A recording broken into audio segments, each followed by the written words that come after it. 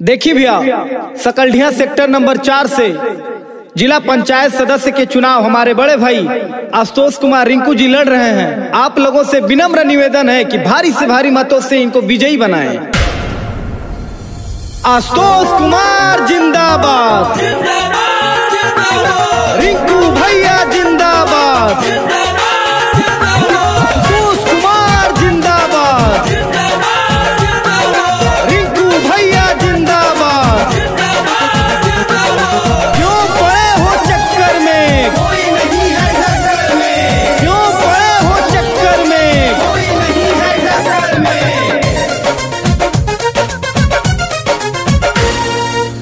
सबे भाई बहिना से बाटे नी हो रहा, बाटे नी हो रहा, बाटे नी हो रहा, बाटे नी हो रहा। सबे भाई बहिना से बाटे नी हो रहा, राखे के बतना ख्याल। जीता तारे आशुतोष कुमार, ए भैया बहिनी जीता तारे आशुतोष कुमार। ओट मांगे बेटवा तोहार, ए चाचा चाची ओट मांगे बेटवा तोहार। जीतेंगे भाई जीतेंगे, जीतेंगे, जीतेंगे भाई जीतेंगे, आशुतोष कुमार जिंदाबाद, रिंकू भैया जिंदाबाद।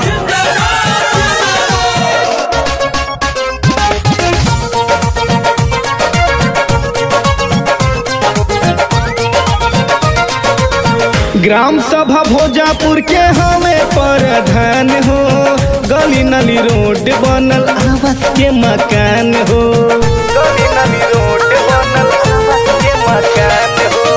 मंदिर मस्जिद बनल इनके प्रधानी में, इनके जैसा नेता नहीं मिली है जिंदगानी में। बनल शौचालय घरे घरे भैया बाबू, बाटे इज्जत के सवाल।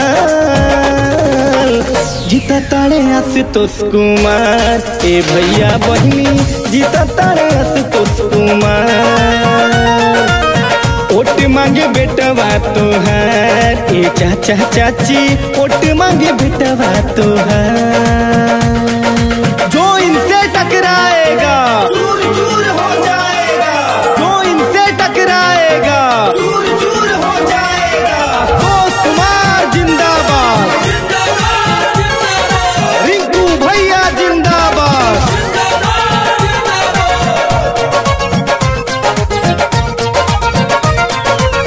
जीतत बदल जाई क्षेत्रवा के भाग हो, भगे दुराचारी भ्रष्टाचारी गुंडा काग हो, भगे दुराचारी भ्रष्टाचारी गुंडा काग हो। महिला सम्मान मिली बिटिया सुरक्षा, पूरा सहयोग मिली नेता हमें सच्चा। खुल तकदीर फिर अपने लोगन के, मारा मुँह नोट तत्काल। जीता तारे आशुतोष कुमार, ए भैया बहिनी जीता तारे आशुतोष कुमार।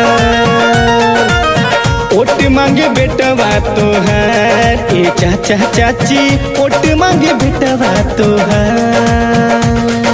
खुद को बेचकर हम तरफदारी नहीं करते, खुद को बेचकर हम तरफदारी नहीं करते, और ये जमाना जानता है कि हम ऐसी अदाकारी नहीं करते।